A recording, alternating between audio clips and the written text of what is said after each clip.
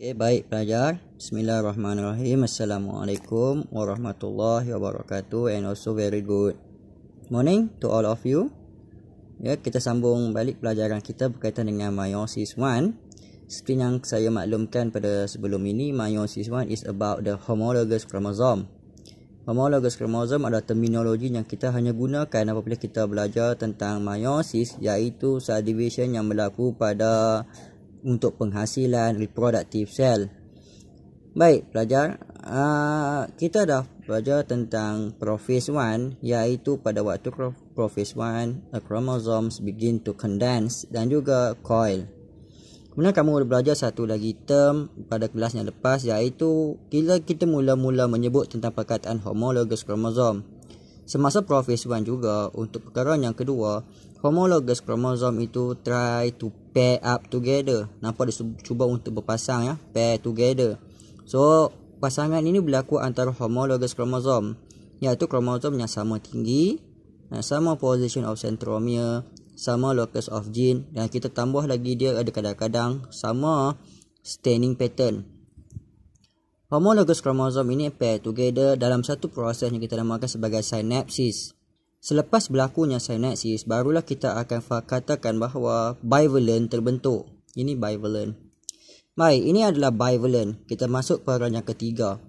Ini adalah bivalent, ataupun sebenarnya adalah pair of homologous chromosome. Selepas berlakunya synapsis, berlaku satu lagi event yang ketiga. Event ini untuk pada yang ketiga, crossing over. Crossing over mula berlaku. The crossing over is occur between non-sister chromatid. Nampak tak, ya? Ini sister chromatid. Ini merah hitam ni adalah non-sister chromatid. So crossing over occur between non-sister chromatid of a pair of homologous chromosome. Dalam satu homologous chromosome itu berlaku crossing over antara non-sister chromatid. Crossing over ni adalah satu event penting. Kerana pada waktu crossing over, exchange of the genetic material berlaku antara pair of homologous chromosome. Ya, exchange of genetic material. Tolong fahamkan, ya, berlaku apa masa crossing over ni. Event ni adalah sangat penting bagi mewujudkan variation, genetic variation, ya.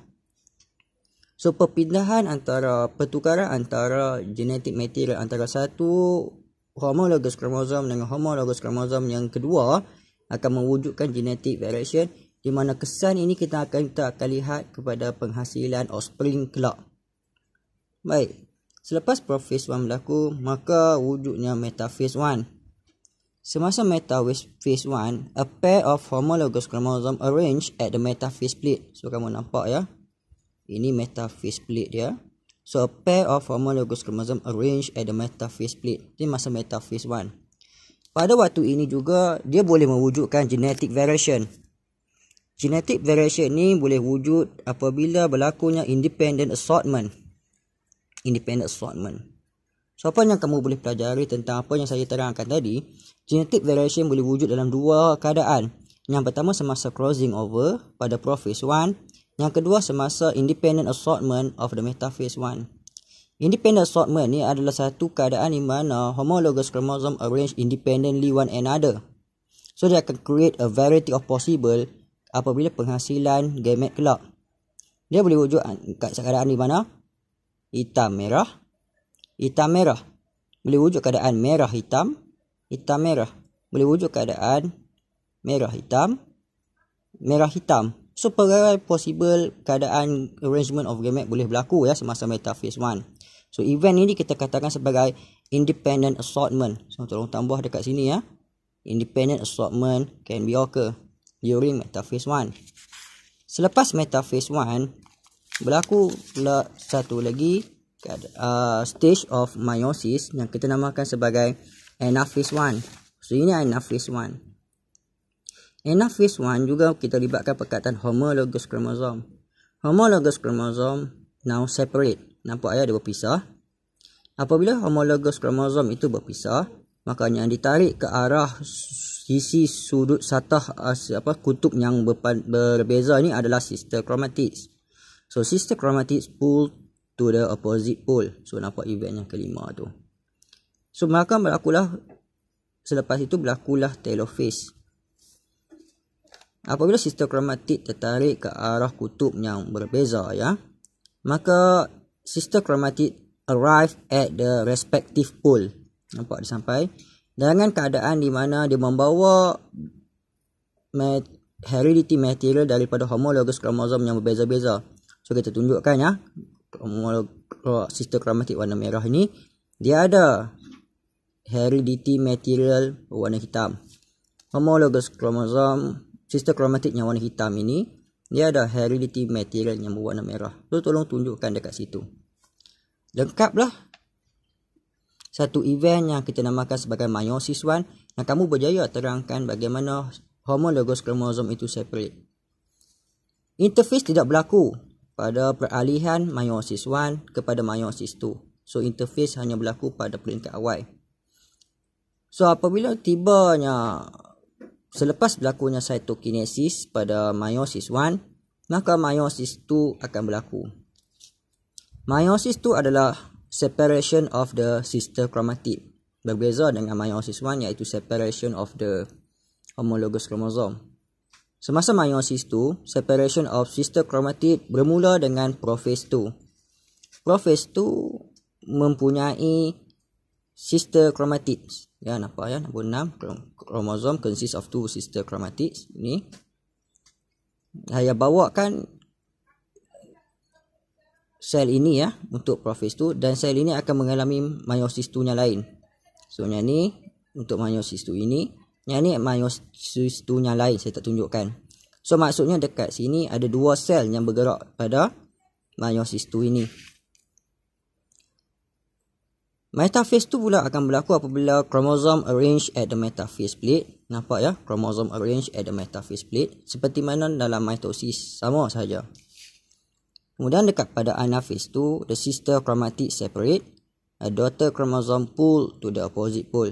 Nampak, ya, sister chromatid separate dan dia daughter chromosome, ini daughter chromosome pull to the opposite pole dan akhirnya the daughter chromosome arrive to the respective pole dan kromosom kembali dicondense pada telophase 2.